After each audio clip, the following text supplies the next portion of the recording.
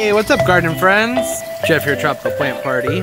How's everybody doing? I hope you're good. I'm great. Now, this orchid is one I picked up on clearance. It was like 75 cents from my botanical gardens. I think it's a leftover from last year's orchid show. And it needs some help. There's no label of any kind that I can find. Maybe there'll be something stuffed down in the pot. I don't know. It does to me look to possibly be some type of Zygopetalum, perhaps. Not really sure, but this back bowl to me looks Zygopetalum-esque, but it's sort of hard to say. And I don't really want to claim to know what it is when I don't. It looks terrestrial, especially the roots. Oh, there's a centipede in there. I've gotten pretty good with spiders, centipedes. I don't mess with them. Gonna have to figure something out here.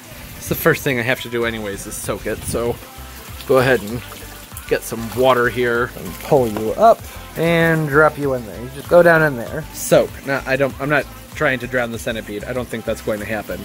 But I need to kind of hydrate the roots a little bit, just it might make it a little bit easier to tell what's good and what isn't. They look really papery and bad, but they didn't have a lot of give to them. But I can see good roots and bad roots.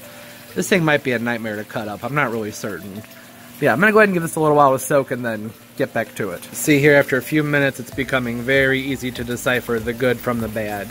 It doesn't look like there's a lot of good stuff in there, but you know, we'll make it work. I was going to repot it into just a clear plastic pot. This is one of the smallest pots I have, but as far as the potting medium's concerned, I'm going to pot this up in more of a semi-terrestrial mix, which isn't something I normally do, but I just feel like that might work well for this orchid. It's kind of an experiment.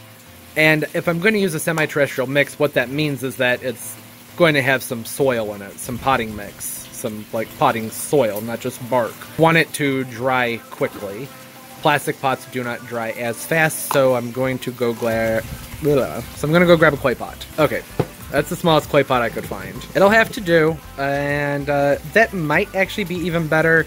Usually you don't want to overpot your plants too terribly much because then the water is going to be on the outside of the root ball and they may have trouble getting to it. At the same time, it can also encourage them to have healthier root growth. It depends on the plant. This is a clay pot, so the medium should dry out faster. That being said, I guess I should go ahead and mix the medium up. Alright, so in my bucket here, this is actually a cactus mix. I'm going to add some lava to it. Apparently I'm going to add a lot of lava to it. Some of this Fertilizer orchid bark. I like this mix. Not necessarily on its own, but I've been using a lot mixed in with some of my soils I've been doing for my tropical plants. It does have some chunks of peat in it, which isn't great. I'm not the biggest fan of peat, but that's alright. I'm just going to go ahead and get this blended together. And you can see it is mostly orchid bark. Oh wait, there's one more thing I was going to put in here. Alright, so this is the riskier, more experimental part, even more so than the potting soil. This is tomato fertilizer. The reason I'm speculating this might be okay to go ahead and put in here, I'm going to put it in a lower amount, but its nitrogen level is low. Phosphate's kind of high, so that's really more for like flowering, which it doesn't really need that right now. But 7% calcium and a little bit of magnesium, that's pretty good. And I like that it has sulfur in there, 1.4%. That sulfur will hopefully help reduce any chances of rot since this has potting soil in it. That's the main reason I'm doing this. I'm not going to use very much, just a tiny bit. My hands are dirty. It's a gardening channel. What do you expect? That's mixed in there, and yeah, I would prefer to just use like Osmocote or something, but I don't have that. And, you know, like I said, I'm kind of experimenting here. This was basically free, minus the cost of all this stuff, but I already had it, so not a big deal. Get this blended up real nice, and then I'm gonna get back to this guy and start hacking away at those roots and whatnot and see what's viable in there, and hopefully not get eaten alive by a centipede. I've got my rubbing alcohol here. Gonna go ahead and give my scissors a quick little spray down and give that a little bit time to sit and, you know, sanitize itself. Alright, those have had a little while to sit. Fish are entertaining me back there while I'm doing this. Gonna go ahead and pull this guy out and start chopping things up and see what's going on in here and try to not get eaten. Really just bitten. Have you ever been bit by a centipede? It sucks. It really, really hurts. Yeah, there's gonna be a lot of cutting involved here. I don't see any viable. I see one viable root at the bottom. I need to avoid that one. I'm mostly just pulling away a little bit so I can get into the center. Yep, that's what I thought. Pure sphagnum. It's not ideal for my growing conditions. My growing style, I should say. All right, there we go. There's everything I took out of it. And here's what's left. There's actually a decent amount of roots in here. Now, I've had this for a little while, so it has had some time to bounce back. It's been getting soakings and decent amount of calcium. This rotten bulb right here, really, like, I think it'll probably pull right off, but I'll cut it just to be safe.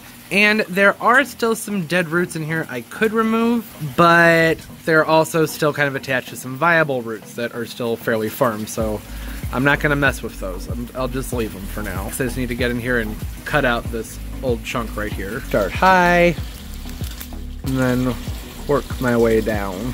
Make sure I get all of it out, or as much of it out as I can. Actually, look at that. See that? I think I might be able to just pull it right out. Yep. There we go. There's that old bulb. It pulled off fairly clean, but I will go ahead and dab some cinnamon in there just to be safe. There we go. Focus, please.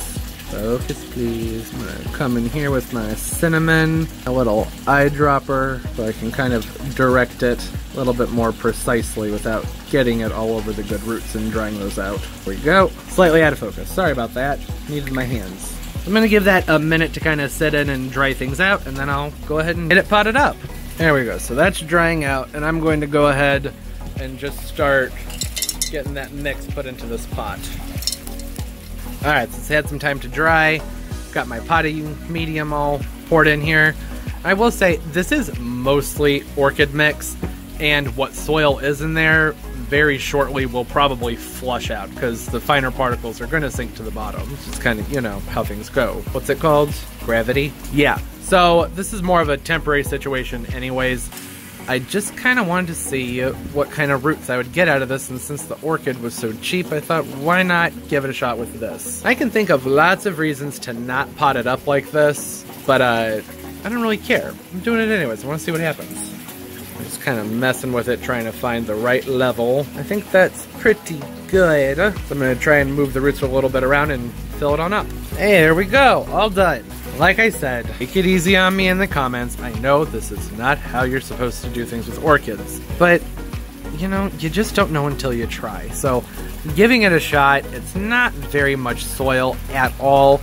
I just have noticed really nice root growth and health with my Zygopetalums and Zygopetalum crosses, and my what are they? My Paphiopedilums when I use a mix very similar to what I just did here. This may not be a Zygopetalum, so it may all be completely pointless, but I won't know until it grows some more and flowers. And this is a new growth right here, and it's not likely that that growth will flower after everything it's just been through, but you never know. It just seems Zygopetalum-esque to me.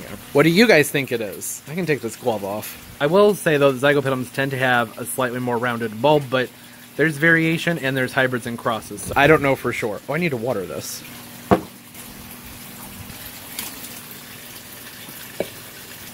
I think that soil's packed in there just fine. Excuse me, there you go. Wasn't quite draining. Get all that stuff out of there. All right, I'm actually gonna go ahead and allow that to sit in there and soak for a little while. The clay actually absorbs some water. This will probably do best with a nice humid environment to get it rooted. And it did have an okay amount of roots. I'm not terribly concerned. We'll see. All right, but like I was saying, what do you guys think this is? Comment down below, let me know. And I will, of course, keep everybody updated on what happens with this. That's gonna do it though. Don't forget to leave a thumbs up. It helps the videos so much. It helps me a lot, and I really do appreciate every single one of them. Subscribe as well. Upload multiple times a week. I'll link my social media stuff down below. You can follow me. I'll follow you back, and we can have fun, nerdy plant time together. Look at each other's pictures and whatnot. But yeah, as always, everybody, keep on growing. Bye-bye.